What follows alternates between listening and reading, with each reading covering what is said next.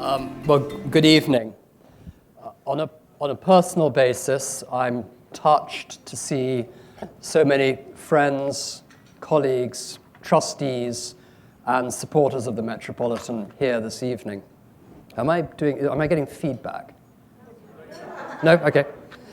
And on behalf of the Metropolitan, I'm greatly honored to accept the award from the Foreign Policy Association.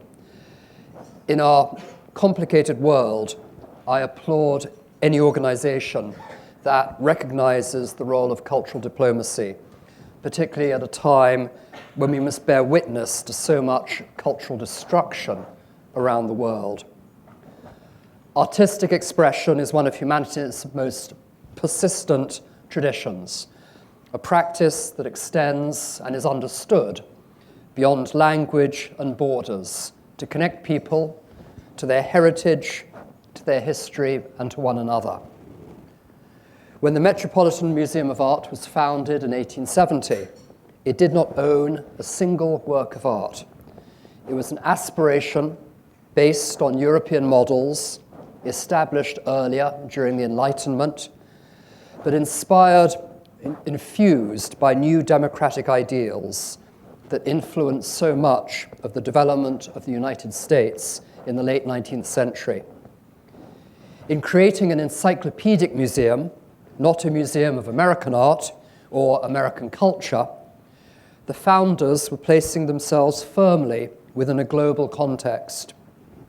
In the wake of the Civil War, there was something unifying about this effort, the building of a new and fundamentally educational institution.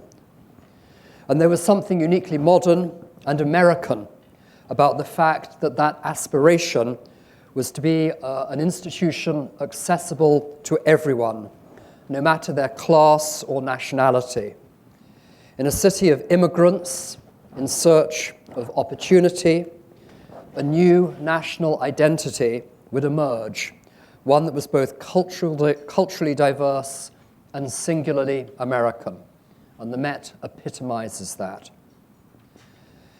As we look at the museum that evolved from that early aspiration, we are proud that the Met's collection now includes over 5,000 years of art from every corner of the globe, and our audience of over 6 million annual visitors is 40% international.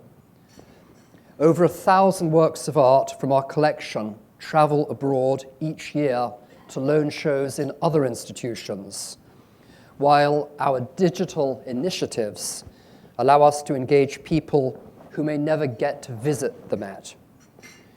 We are a global museum for a global city. New York has always been a crossroads for the world's cultures. No matter where you're from, you can find your history in our galleries. Our founding mandate to educate and inspire the public by presenting the greatest artistic achievements of humankind still anchors our thinking about what the museum should always aspire to be.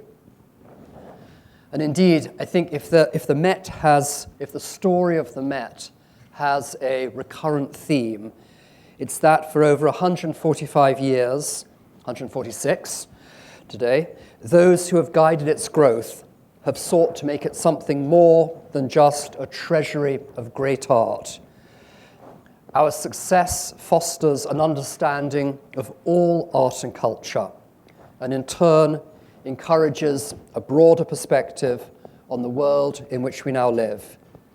I can't imagine a more prescient ambition in the 19th century, or a more important vision for us to aspire to today.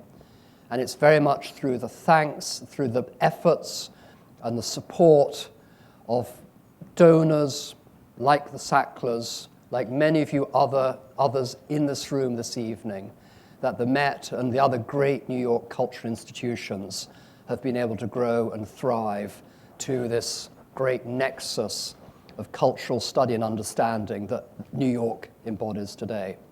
So those are my formal remarks, and now I'm happy to answer and talk more with Robin.